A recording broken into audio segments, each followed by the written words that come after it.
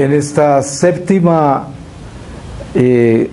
estación, podríamos decir, de la novena, estamos contemplando algo muy importante con relación a la lección más importante del Divino Niño, y es cómo es que Él se hace súbdito de un ser humano, del emperador Augusto, porque sabemos que el niño es Dios, y si Él decidió que se iba de Nazaret a Belén, es porque Él así lo quiso, no porque el emperador se lo impuso, porque es una criatura que Él mismo creó. Entonces la lección aquí, ¿cuál es? Se hace súbdito de un ser creado, y Él es el creador. Y nos enseña a nosotros a sumergirnos en esa realidad de lo que llama la novena la humillación. En esta consideración se utiliza la palabra humillación. Dios se humilla, pero esta humillación es liberación para nosotros, porque Dios quiere que nosotros aprendamos a humillarnos. ¿Por qué? Porque el pecado original es la rebelión. Caímos en el pecado original y entró la muerte al mundo por culpa de la rebelión, que es lo contrario a la humillación. Entonces, para nosotros ser liberados de la rebelión, tenemos que humillarnos, tenemos que bajar la cabeza y humillarnos a la vida terrenal. Por lo tanto, nos humillamos a los reinos terrenales, quedamos súbditos de las leyes del mundo. Ese es el destierro. Ustedes leen el Génesis y se dice que seremos esclavos, o sea, tendremos que ganarnos el pan con el sudor de la frente. La mujer tendrá un hijo con un parto de dolor, y todo esto es parte de la humillación que el hombre tiene que vivir para poder alcanzar redención. Entonces, Dios humanado, que es Jesucristo el Mesías, todo lo que hace, lo hace para enseñarnos a nosotros cómo regresar al paraíso. Y la condición es imitarlo a Él. Eso es lo que es Jesús, es una invitación a imitarlo a Él, porque Él se hace hombre, toma nuestra naturaleza y nos dice: yo sé que ustedes no saben cómo hacer esto, y lo han tratado. ¿Cuánto tiempo gastó Dios con su propio pueblo judío escogido por el desierto en el Éxodo, tratando de enseñarles a obedecer, enseñarles a renunciar a la idolatría, a todo lo que traían de Egipto? Sin embargo, sabemos que muy pocos pasaron el río a la tierra prometida. Y esto es lo que sucede con nosotros hoy. Dios nos está hablando desde esta novena, invitándonos a entender por qué Él hizo lo que hizo y por qué se llama camino. Se llama camino porque todo paso que dio es para nosotros imitar. Entonces, el paso más importante de este séptimo día de la novena es aprender a ser súbditos, que quiere decir, estamos en la esclavitud. La esclavitud del mundo para nosotros es nuestra libertad si la vivimos en el amor de Dios. Que quiere decir, el hombre en el mundo tiene una tendencia a vivir el pecado original en todo lo que hace, porque tiene la tendencia a rebelarse contra todo lo que no le gusta. Entonces, esa rebelión contra todo lo que no le gusta es prácticamente revivir la naturaleza mala, la sangre mala.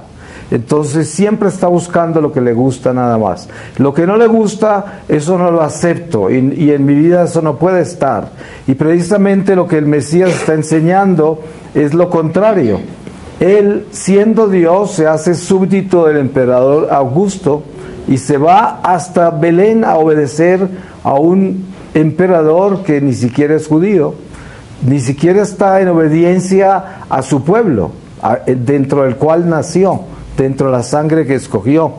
Es un extranjero, como lo dice la reflexión de este día. Pero para enseñarnos a nosotros que estamos desterrados y que debemos ser súbditos en este mundo. Desen cuenta cuántas veces Dios envió al pueblo judío a la esclavitud hasta por 4 siglos. Los castigó. pero el castigo era para purificarlos, y la purificación fue que Dios les enseñó a obedecer a través de los profetas, y les decía exactamente lo que tenían que hacer, y cuando no lo hacían, entonces los desterraba en manos de un rey malo, hasta por 4 siglos. ¿Por qué? Porque los volvía esclavos, para que aprendieran a ser esclavos, para que agacharan la cabeza, y así se pudieran purificar, y de esa sangre pudieran hacer el Mesías. Porque el Mesías traía el mensaje de la esclavitud para poder darnos la libertad. Entonces, primero, para ser redimidos, primero nos tenemos que humillar. Para ser redimidos tenemos que aceptar el destierro. Tenemos que aceptar lo terrible que es esta vida. Tenemos que aceptar esta vida como es. Pero des en cuenta que la sangre nuestra, por naturaleza humana caída, tiende a ser orgullosa y está buscando lo que quiere, lo que le conviene, lo que le agrada, nada más. Y lo demás le estorba, ¿no? Lo rechaza. Y en este tipo de vida no hay purificación, no hay liberación, no hay Jesús.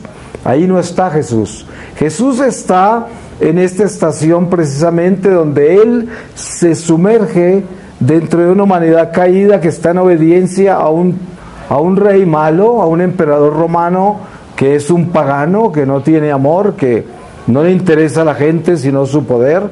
Sin embargo, Jesús obedece y se va y hace, pero ustedes se dan cuenta lo que es la obediencia que Él enseña. Él obedece, pero al mismo tiempo se están cumpliendo las Escrituras al obedecerle a un rey malo, porque está escrito que Jesús debía nacer en Belén y no en Nazaret. ¿Y qué hizo que Jesús naciera en Belén? Pues un emperador pagano es el que hace eso posible. Entonces nos damos cuenta que no es el emperador, es el plan de Dios. Entonces el emperador está en el plan de Dios. Entonces cuando usted ve que hay gente muriéndose de hambre en el África, y aquí en Colombia, y en muchos sitios, uno dice, ¿y dónde está Dios? Pero lo que sucede es que dentro del orden de la vida natural, tenemos que observar el orden de la esclavitud, que es el orden del destierro. Y en esclavitud hay un misterio muy grande. Todos nosotros hemos sido creados por Dios con un perfecto plan, y algunos morirán de hambre.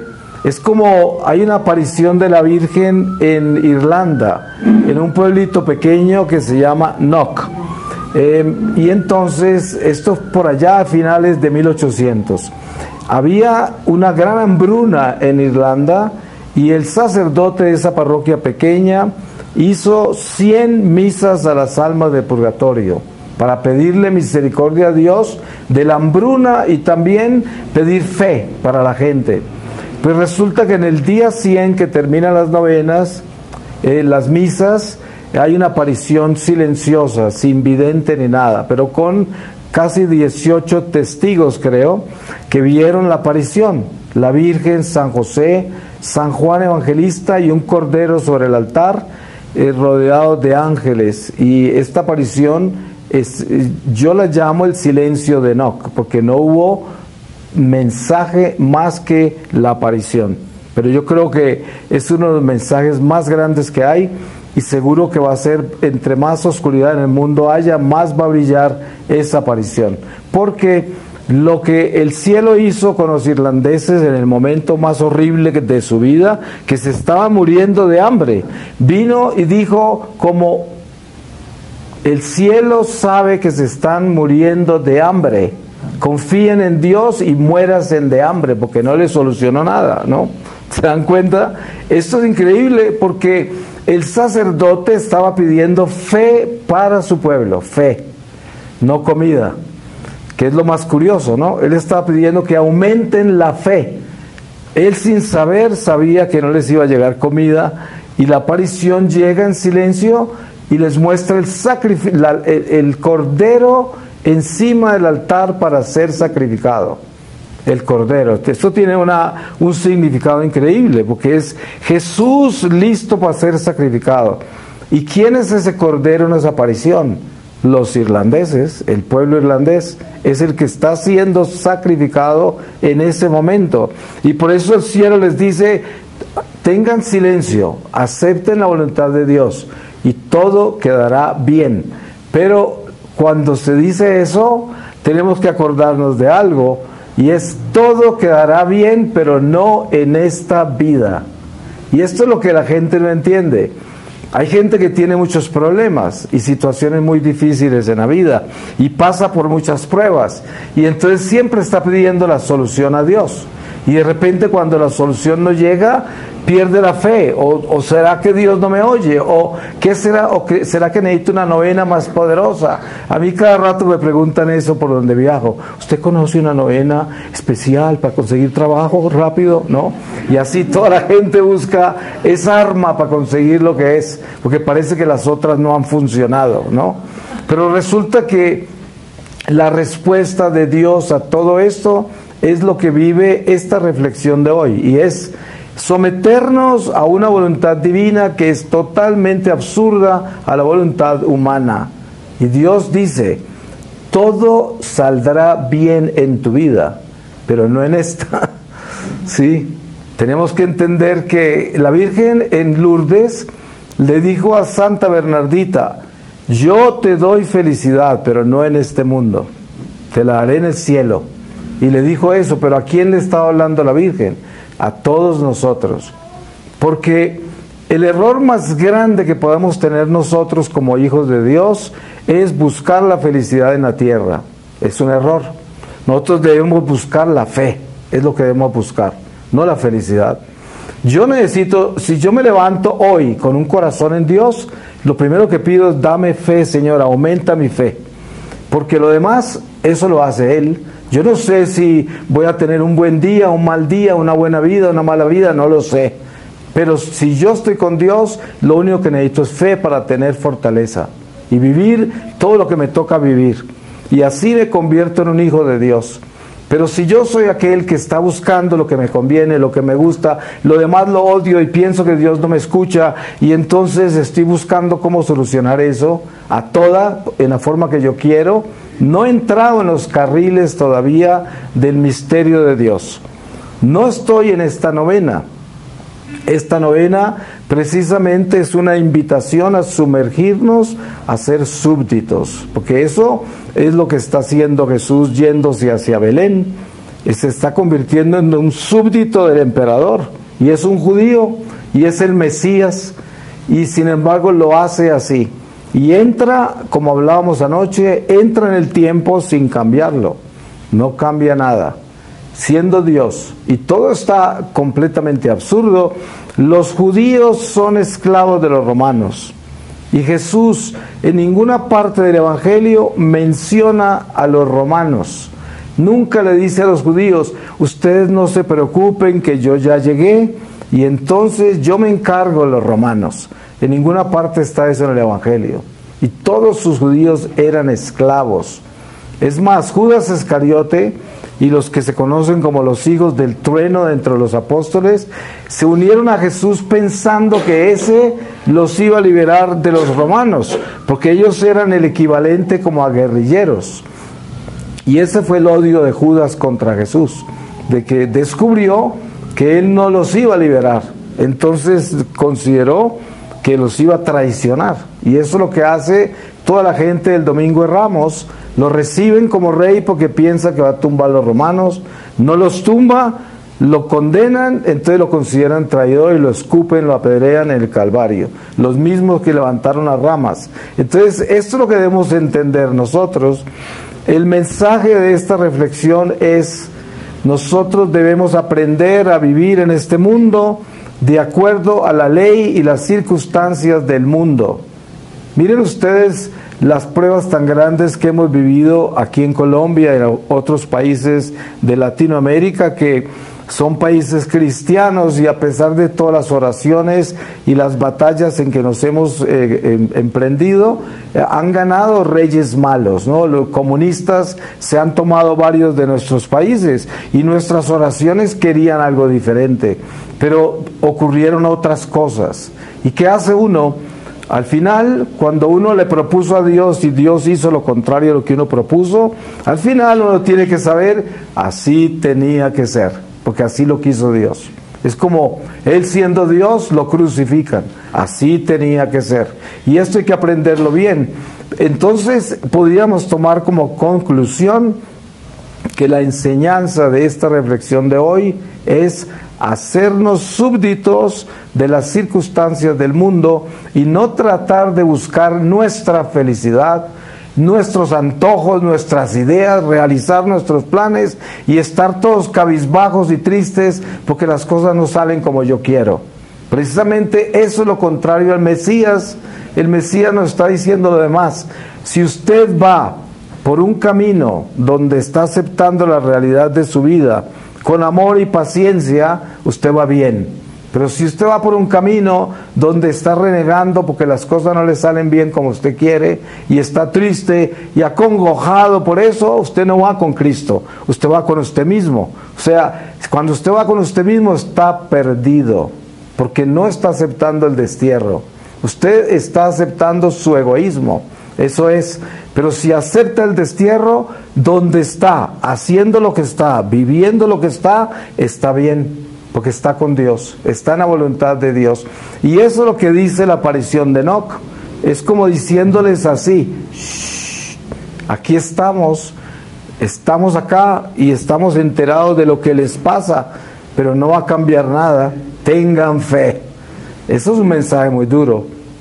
Y así es. ¿Cuánta gente anda por ahí sin solución a sus problemas y viviendo sufrimientos increíbles? Sufrimientos, a medida que yo viajo por el mundo entre la iglesia, mucha gente habla conmigo.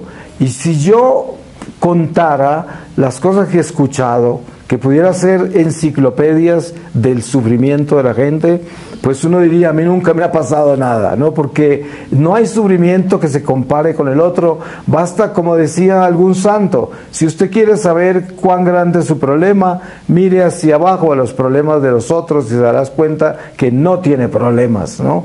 Porque así es, no hay límite a los sufrimientos. Pero los sufrimientos purifican o corrompen. Por eso debemos estar muy conscientes que hay que purificarnos con la vida, no corrompernos con ella.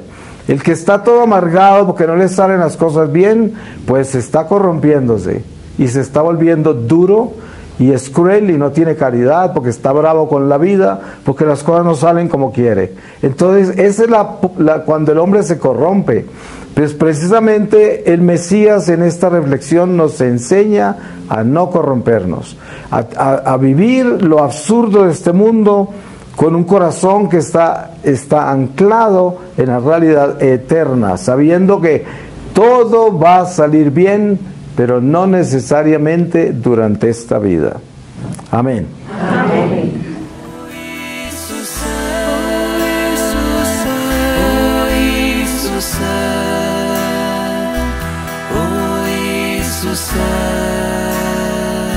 Zmiluj nam se.